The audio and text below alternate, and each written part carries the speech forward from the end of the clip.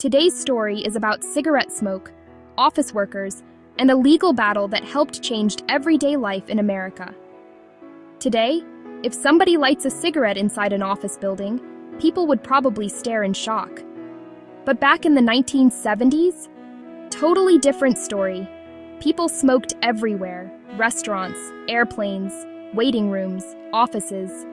And for many workers, there was no escape from the smoke. The year was 1976. Rose Shimp worked for New Jersey Bell. Like many office workers at the time, she spent her day surrounded by coworkers who smoked cigarettes indoors. The smoke filled the office, and Shimp claimed the smoke was affecting her health. Today, secondhand smoke warnings are everywhere.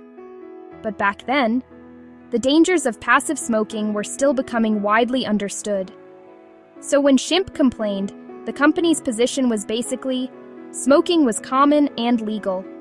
In other words, this is just how offices worked. But Shimp saw it differently.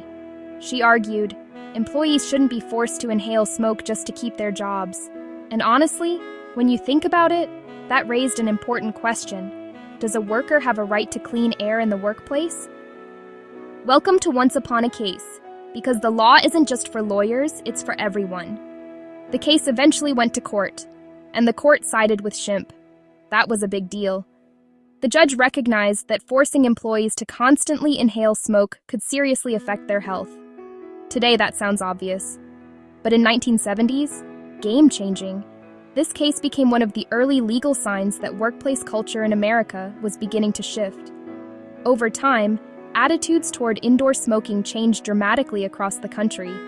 Today, smoke-free offices and public spaces feel completely normal, but cases like Shimp helped push that change forward.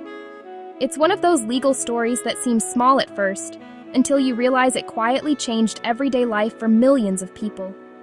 And that's the story of Shimp versus New Jersey Bell Telephone Company. The case that asked, should employees be forced to breathe smoke at work? Thank you for watching.